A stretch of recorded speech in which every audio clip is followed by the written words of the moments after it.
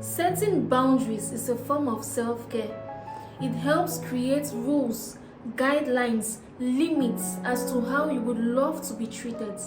It helps to protect your mental health and emotional well-being. Hi beautiful people, welcome on board to Woman of Valor. Process your emotions intentionally. Today I would like us to talk about setting healthy boundaries. Boundaries let others know what is okay and is not okay with us. It honors our needs and wants. It helps us to feel safe and respected. Boundaries arise from how things feel to us, that is personal preference, values, discomfort and comfort. All of us deserve to feel safe and respected, if you ask me. They are not about the other person but about you. Neither are they enforced by trying to control people, but they are enforced by simply expressing what works and doesn't work for you. As humans, we all need boundaries. Remember, I said boundaries, not walls. So here are 6 boundaries we all deserve as humans.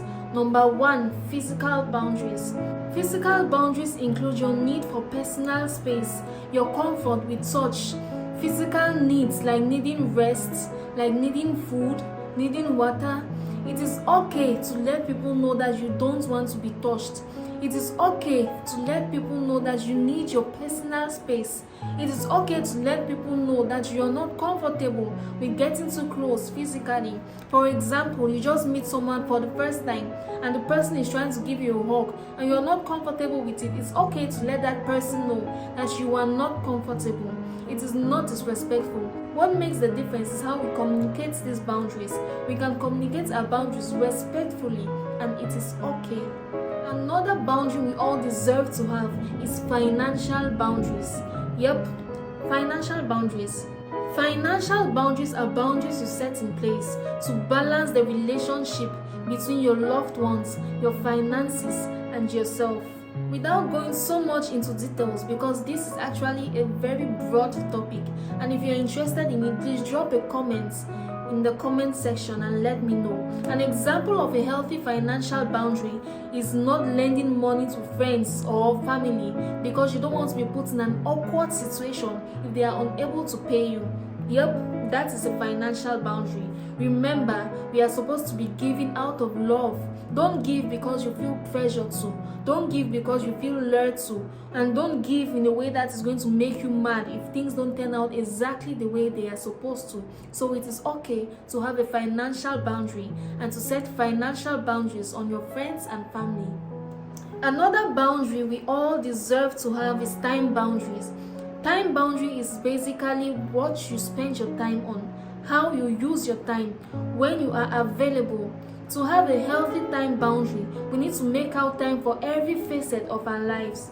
Time boundary is violated when someone demands much of your time more than you can afford to give. It is okay to let people know that you are not available at this time because that time is invested in something else. We don't need to overextend ourselves when we are not comfortable doing so. Remember, money and resources lost can be replaced, but time lost can never, ever be regained. Invest wisely. Another boundary we all deserve to have is sexual boundaries. Sexual boundaries involves communicating what you are willing and not willing to try with your partner. Setting healthy sexual boundaries involves having core values, understanding your own desires, discussing what you are willing to and not willing to try with your partner, giving consent, talking about touch and intimacy. It is about time we know that it is okay to talk about these things. There is no point rushing into sexual intimacy when you are not ready for it. It is okay to discuss, to have this discussion openly with your partner.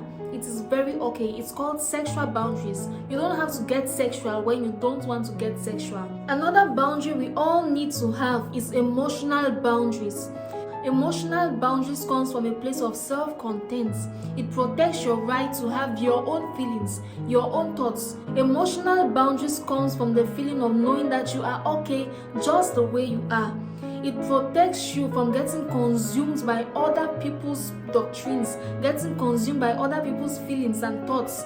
An example of an emotional boundary is deciding that you don't want to be part of a conversation where somebody is being negative.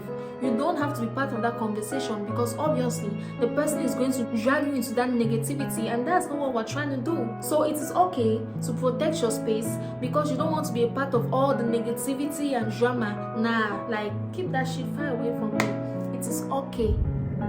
In my opinion, emotional boundary is another boundary that we should really take seriously, because the information we open up ourselves to either makes us or breaks us. The Bible puts it nicely: guard their hearts with all diligence, for out of it arises the issues of life. You cannot be opening yourself to all type of negative information, opening yourself to all types of thoughts and perspectives from different people, and you expect to stay the same. No. Protect your energy, protect your aroma, protect your vibe. If you're going to stay positive, then we really need to be diligent in what we open ourselves to, the kind of information we receive, the kind of topics we involve in. Please, it is very important for us to purify our energy by setting up healthy emotional boundaries. Another boundary we all deserve to have is verbal boundaries. Verbal boundary involves how we communicate with others. Verbal boundary setting involves a clearer way of communicating your needs. That is, communicating your needs in a way that is respectful and dignifying to you. You don't have to be wretched. You don't have to stoop low when people are coming to you with all that nasty energy. You can actually decide that you want to be respectful, and you can stick to it. An example of verbal boundary is deciding that you're not going to respond to someone if they are being aggressive or disrespectful towards you. Deciding that you're not going to respond if they are raising their voice at you, so you respond with silence. I personally think that verbal boundaries is so important, because people will tease you on a daily basis. People will tease you, and it keeps your vibration higher instead of just descending down to their level. Imagine getting involved in arguments all the time. Imagine getting involved in negativity, drama all the time, because people come with all kind of different bad habits, and they come with all kind of negativity. It is up to you to actually set verbal boundaries and decide that you're not going to stoop down to their level. Verbal boundaries keeps the drama, negativity, and weirdness very far away from you. Show respect to people even when they don't deserve it. Remember, respect is a reflection of your character, not theirs. Don't stoop down to their level. Don't do it.